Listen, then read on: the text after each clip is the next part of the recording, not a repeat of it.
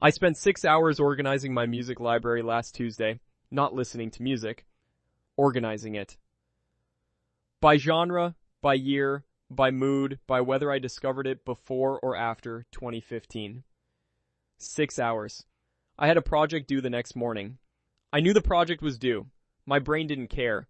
It had decided that getting my music library perfect was the most important thing in the universe and nothing else existed until it was done.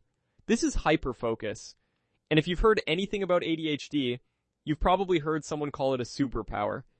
It's not. People love this narrative about hyperfocus. The idea goes like this.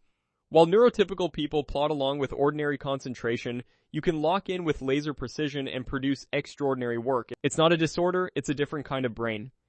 And hyperfocus is your gift. This narrative is appealing. It reframes a disability as an advantage. It makes you feel special rather than broken. It suggests that if you just find the right thing to focus on, your ADHD becomes an asset. The narrative is also dangerously incomplete. Yes, hyperfocus involves intense concentration. Yes, it can produce impressive output in short bursts. Yes, it sometimes feels like a superpower when it aligns with something useful. But here's what the superpower narrative leaves out. You can't choose what you hyperfocus on. Your brain decides, not you. And sometimes it decides that reorganizing your music library is more important than the deadline tomorrow. Sometimes it decides that researching the history of a minor historical figure is more compelling than the work that pays your rent. The intensity is real. The direction is not under your control. Hyperfocus is not the same as concentration. Concentration is directed, voluntary attention. You choose to focus, and you can choose to stop. Hyperfocus is involuntary absorption. You don't choose to enter it, and you often can't choose to exit it. It's less like a laser and more like a tractor beam. Once it has you, you're along for the ride. The costs are real. After 8 hours of hyperfocus, you're dehydrated, exhausted, stiff, and often dysregulated. You've neglected everything else in your life. You may have missed meals, appointments, obligations to other people. The work you produce might be impressive, but the wreckage around it is significant. And it's unreliable. You can't summon hyperfocus for the important things. It shows up when it shows up. Trying to force hyperfocus on something your brain finds uninteresting is like trying to force yourself to fall in love. The harder you try, the less it works. Calling hyperfocus a superpower is like calling a flood a water delivery system. Technically accurate, but missing the point entirely. Hyperfocus is a failure of attention regulation, not a success of attention intensity. Normal attention regulation involves two complementary systems, one that engages attention and one that disengages it. You focus on something, and then you shift to something else when appropriate. Both systems work together to let you navigate a world full of competing demands. In ADHD, the disengagement system is impaired. Once attention locks onto something sufficiently stimulating, the mechanism for pulling away doesn't work properly. You're not focusing intensely by choice. You're stuck. Here's what hyperfocus actually feels like from the inside.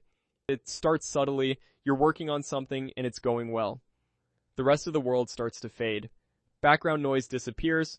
Notifications don't register. Time stops meaning anything. At first, this feels great. You're productive. You're in the zone. This is what focus is supposed to feel like. But then you try to stop, and you can't. Your brain refuses to let go. You know you should eat. You know you should use the bathroom. You know you have other things to do, but pulling your attention away feels like trying to lift a car with your bare hands. You're not choosing to keep working. You're trapped. And when hyperfocus finally releases you, usually because you've hit complete exhaustion or run out of whatever was fueling it, you crash hard. The thing people miss when they call this a superpower is the exit cost. Hyperfocus doesn't just end, it collapses. And when it does, you're left depleted, disoriented, and often facing the consequences of everything you ignored while you were locked in. The superpower framing is harmful because it sets up an impossible expectation. If hyperfocus is your advantage, then you should be able to harness it, right? Point it at the right things, use it strategically, turn your ADHD into an entrepreneurial asset, except you can't. And when you inevitably fail to control something that was never controllable in the first place, you blame yourself for not leveraging your gift properly. This is gaslighting dressed up as empowerment. It takes a real symptom of executive dysfunction and reframes it as a personal failing when you can't make it work for you. The better framing is this. Hyperfocus is a trade-off. Sometimes it's useful, sometimes it's destructive. Most of the time, It's both. The goal isn't to celebrate it or eliminate it. The goal is to survive it with your life reasonably intact. Here's what actually helps. First, you accept that you can't control when hyperfocus shows up or what it latches onto. Trying to force it is a waste of energy. Trying to suppress it is equally pointless. It's a weather pattern in your brain. You don't control the weather. You just learn to check the forecast and dress accordingly. Second, you build external systems that don't rely on your internal awareness. Alarms, timers, physical reminders, things that interrupt you even when your brain has fully checked out. I set a timer every hour when I'm working. Not because I think I'll remember to stop, but because I know I won't. Third, you take care of the basics before hyperfocus hits. Eat something. Drink water, go to the bathroom, set up your space so you're not fighting physical needs while your brain is locked onto something else. This won't prevent hyperfocus, but it reduces the damage. Fourth, you let go of the guilt. Hyperfocus is not a moral failing, it's not a lack of discipline, it's not you being selfish or irresponsible. It's a neurological pattern you didn't choose and can't fully control. You can manage around it, but you can't willpower your way out of it. And finally, you stop calling it a superpower, not because it's never useful, but because framing it that way sets you up to feel like a failure when it works against you. Which it will. Regularly.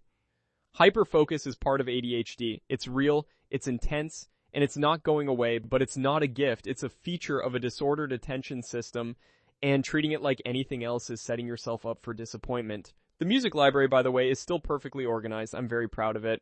The project I missed the deadline on, that one hurt. Both things can be true. If this resonated, go back and watch the short. And if you're dealing with ADHD and tired of people telling you your symptoms are secretly advantages, you're not alone. Subscribe for more honest takes on what this actually feels like.